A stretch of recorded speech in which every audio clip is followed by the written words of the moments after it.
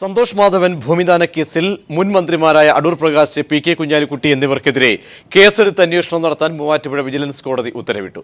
മന്ത്രിമാരെ ഉൾപ്പെടെ കുറ്റമുക്തരാക്കിക്കൊണ്ട് വിജിലൻസ് സമർപ്പിച്ച ത്വരിത പരിശോധനാ റിപ്പോർട്ട് തള്ളിക്കൊണ്ടാണ് കോടതി അന്വേഷണത്തിന് ഉത്തരവിട്ടത്.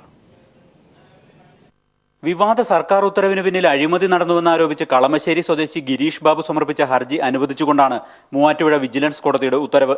മുൻ മന്ത്രിമാരായ അടൂർ പ്രകാശ്, പി.കെ. കുഞ്ഞാലിക്കുട്ടി എന്നിവരുൾപ്പെടെ 6 പേർക്കെതിരെ കേസെടുത്ത് അന്വേഷണം നടത്താൻ വിജിലൻസ് ജഡ്ജി പി. മാധവൻ ഉത്തരവിട്ടു. അന്നത്തെ റവന്യൂ വകുപ്പ് additional chief secretary Vishwas Mehta, Santosh Madhavan, IT കമ്പനിയായ RMSZ Ecoworld MD BM Jayashankar എന്നിവരാണ് കേസിലെ മറ്റു പ്രതികൾ. പരാതിയിൽ കോടതിയുടെ നിർദ്ദേശപ്രകാരം വിജിലൻസ് ത്വരിത പരിശോധന നടത്തിയെങ്കിലും എല്ലാവരെയും കുറ്റവിമുക്തരാക്കുന്ന റിപ്പോർട്ടാണ് സമർപ്പിച്ചത്. ഈ റിപ്പോർട്ട് തള്ളിക്കൊണ്ടാണ് അന്വേഷണത്തിന് കോടതി ഉത്തരവിട്ടത്. മുൻമന്ത്രി പി.കെ. കുഞ്ഞാലിക്കുട്ടിക്കെതിരെ ഹർജിയിൽ പരാമർശങ്ങളില്ലായിരുന്നുവെങ്കിലും കുഞ്ഞാലിക്കുട്ടിക്കെതിരെ കൂടി അന്വേഷണം നടത്താൻ കോടതി നിർദ്ദേശിച്ചു. വിവാദ ഇടപാടിന് കുഞ്ഞാലിക്കുട്ടി അമിത താൽപര്യമെടുത്തു എന്ന് കണ്ടെത്തിയതിനെ തുടർന്നാണ് നടപടി. മന്ത്രിസഭായോഗത്തിൽ അജണ്ടയ്ക്ക് പുറത്ത് കുഞ്ഞാലിക്കുട്ടി ഈ വിഷയം ഉന്നയിക്കുകയായിരുന്നു. മുൻ മന്ത്രിമാർക്കെതിരെ വിധിയിൽ കടുത്ത പരാമർശങ്ങളുണ്ട്. മുൻ മന്ത്രിമാർ തീരുമാനമെടുത്തത് തിടുക്കപ്പെട്ടെന്ന് കോടതി പറഞ്ഞു. വിജിലൻസ് ഡയറക്ടർക്കെതിരെയും വിധിയിൽ വിമർശനമുണ്ട്. ആരോപണങ്ങൾ പലതും ത്വരിത പരിശോധനയിൽ തെളിഞ്ഞിരുന്നുവെന്ന് കോടതി പറഞ്ഞു. എന്നാൽ കേസ് ഉപേക്ഷിച്ചത് ഈ ത്വരിത പരിശോധനാ റിപ്പോർട്ട് പരിഗണിക്കാതെയാണെന്ന് കോടതി കുറ്റപ്പെടുത്തി.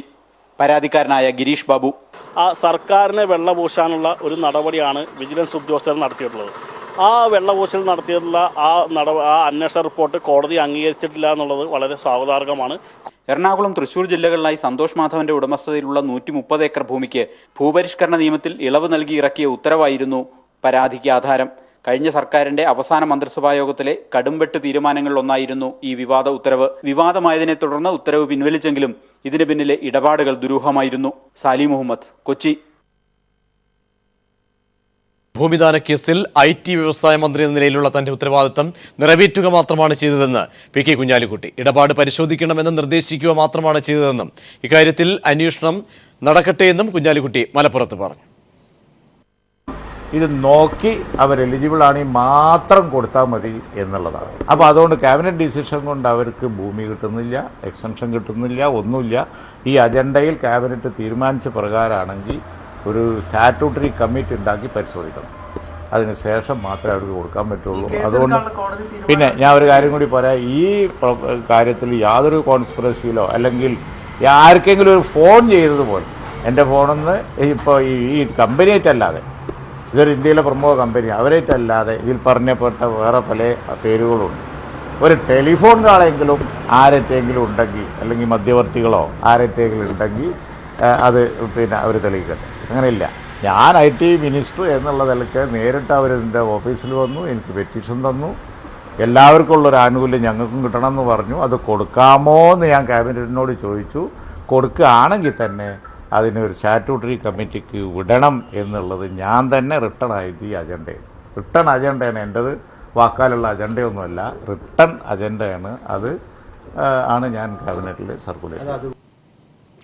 തെരഞ്ഞെടുപ്പ് പരാജയം വിലയിരുത്താൻ ചേർന്ന KPCC നിർവാഹക സമിതി യോഗത്തിൽ ആന്റണി ഉൾപ്പെടെയുള്ള നേതാക്കൾക്കെതിരെ രൂക്ഷ വിമർശനം. പുനഃസംഘടന ഉടൻ നടത്തി KPCCയിൽ അഴിച്ചുപണി വേണമെന്ന് MM ഹസനും VD സതീശനും ആവശ്യപ്പെട്ടു. UDFന്റെ മതിനയം പാളിയെന്നും തെരഞ്ഞെടുപ്പ് പരാജയത്തിന്റെ ഉത്തരവാദിത്തം നയം നടപ്പാക്കിയവർക്കെന്നും VD സതീശൻ ആരോപിച്ചു. AK ആന്റണി, ഉമ്മൻചാണ്ടി, VM സുധീരൻ, രമേശ് ചെന്നിത്തല എന്നീ 4 പ്രധാന നേതാക്കൾക്കെതിരെയും KPCC വിലയിരുത്തൽ യോഗത്തിൽ പൊട്ടിത്തെറിച്ചാണ് ഭാരവാഹികൾ വിമർശനമുന്നയിച്ചത്. MM ഹസൻ പാർട്ടിയിൽ നേതൃമാറ്റം വേണമെന്നാവശ്യപ്പെട്ടു. VM സുധീറിനെതിരെ കടന്നാക്രമണവും നടത്തി. ദില്ലിയിലെ സ്ഥാനാർത്ഥി ചർച്ചകൾ വിവാദമായത് പ്രതിച്ഛായ മോശമാക്കി. KPCC എക്സിക്യൂട്ടീവിൽ അടിയന്തര പുനഃസംഘടന വേണം. വൈസ് പ്രസിഡന്റ് സ്ഥാനത്ത് നിന്ന് മാറി നിൽക്കാം. സുധീറിനെ ഉദ്ദേശിച്ചാണോ നേതൃമാറ്റം ആവശ്യപ്പെടുന്നതെന്ന് ആരെങ്കിലും ചോദിച്ചാൽ അങ്ങനെ തന്നെയാണെന്ന് പറയേണ്ടി വരുമെന്നും ഹസൻ പറഞ്ഞു. കോൺഗ്രസിൽ തലമുറ മാറ്റം വേണമെന്നായിരുന്നു VD സതീശന്റെ അഭിപ്രായം. 60 വയസ്സ് കഴിഞ്ഞപ്പോൾ R ശങ്കറിനെ കടൽ കിഴവനെന്ന് വിളിച്ചവരാണ് ഇപ്പോൾ നേതൃത്വത്തിലുള്ളത്. ഞങ്ങൾ അത്രയും പറയുന്നില്ല. മദ്യനയം പാളി, അത് നടപ്പിലാക്കിയവർക്കാണ് പരാജയത്തിന്റെ ഉത്തരവാദിത്തം. അവസാന കാലത്തെ ഭൂമിദാന അഴിമതികൾ തിരിച്ചടിയുണ്ടാക്കിയെന്നും സതീശൻ തുറന്നടിച്ചു. സുധീരൻ പ്രവർത്തിക്കുന്നത് KPCC അധ്യക്ഷന് യോജിച്ച രീതിയിലല്ലെന്നായിരുന്നു K. സുധാകരന്റെ വിമർശനം. മാറ്റേണ്ടവർ മാറ്റും, മാറേണ്ടവർ മാറുമെന്നാണ് സുധീരനെ ഉദ്ദേശിച്ച് ബെന്നി ബെഹനാൻ നടത്തിയ പരാമർശം. AK ആന്റണി പറയേണ്ടപ്പോൾ അഭിപ്രായം പറയാതെ മിണ്ടാതിരിക്കുന്നുവെന്ന് KK മുഹമ്മദ് കൊച്ച് വിമർശിച്ചു. നേതൃത്വത്തിന്റെ മതേതരത്വ നിലപാടുകളിൽ ആത്മാർത്ഥതയില്ലെന്നും വിമർശനമുയർന്നു. കോൺഗ്രസിൽ തലമുറ മാറ്റം വേണമെന്ന ആവശ്യമാണ് പുതുതലമുറ നേതാക്കൾ ഉന്നയിക്കുന്നത്. മദ്യനയത്തിന്റെ പേരിലും പൊട്ടിത്തെറിയുണ്ടായി. മതേതരത്വത്തിൽ നേതൃത്വത്തിന് ആത്മാർത്ഥതയില്ലെന്നും വിമർശനമുണ്ടായി.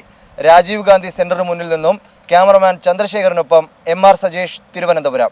ബോക്സിംഗ് ഇതിഹാസവും മുൻ ലോക ഹെവി വെയ്റ്റ് ചാമ്പ്യനുമായ മുഹമ്മദ് അലി അന്തരിച്ചു. 74 വയസ്സായിരുന്നു. പാർക്കിൻസൺ രോഗബാധിതനായിരുന്നു. US-ലെ അരിസോണിലാണ് അന്ത്യം. ശ്വാസകോശ സംബന്ധമായ അസുഖങ്ങളെ തുടർന്ന് ചികിത്സയിലായിരുന്നു. ദീർഘനാളായി പാർക്കിൻസൺസ് രോഗബാധിതനായിരുന്ന അദ്ദേഹത്തെ കഴിഞ്ഞ വ്യാഴാഴ്ചയാണ് ആശുപത്രിയിൽ പ്രവേശിപ്പിച്ചത്. 1981-ലാണ് ബോക്സിംഗ് റിങ്ങിനോട് അദ്ദേഹം വിട പറഞ്ഞത്. ബോക്സിംഗ് ചക്രവർത്തി എന്ന വിശേഷണം ലോകം ചാർത്തിക്കൊടുത്ത ഒരേ ഒരു താരമാണ് മുഹമ്മദ്. അധോലോക കുറ്റവാളി ദാവൂദ് ഇബ്രാഹിമുമായുള്ള ബന്ധത്തിന്റെ പേരിൽ വൻ വിവാദത്തിലായ മഹാരാഷ്ട്ര റവന്യൂ മന്ത്രി ഏകാത് ഖഡ്സെ രാജിവെച്ചു. മഹാരാഷ്ട്രയിലെ പ്രമുഖ BJP നേതാവും ഫട്നാവിസ് മന്ത്രിസഭയിലെ രണ്ടാമനുമാണ് ഖഡ്സെ. പൂനെയിൽ കോടികൾ വിലമതിക്കുന്ന സർക്കാർ ഭൂമി ചുളുവിലയ്ക്ക് ഖഡ്സെ കൈക്കലാക്കിയിരുന്നു. വ്യവസായ വകുപ്പിന് കീഴിലുള്ള 40 കോടി വില വരുന്ന 3 ഏക്കർ ഭൂമി ഖഡ്സെ ബിനാമി പേരിൽ വാങ്ങിയെടുത്തത് 3.25 കോടി രൂപയ്ക്കാണ്. കറാച്ചിയിലെ വസതിയിൽ നിന്നുമുള്ള ദാവൂദ് ഇബ്രാഹിമിന്റെ നിരവധി ഫോൺ കോളുകൾ ഖഡ്സെയുടെ മൊബൈൽ ഫോണിൽ എത്തിയിരുന്നു. ഇത്തരം ആരോപണങ്ങളുടെ പേരിൽ ഖഡ്സെ കടുത്ത രാജ്യസമ്മർദ്ദം നേരിട്ടിരുന്നു. മഹാരാഷ്ട്രയുടെ മുഖ്യമന്ത്രി സ്ഥാനത്തേക്ക് വരെ BJP പരിഗണിച്ചിരുന്ന നേതാവാണ് ഏകനാഥ് ഖഡ്സെ.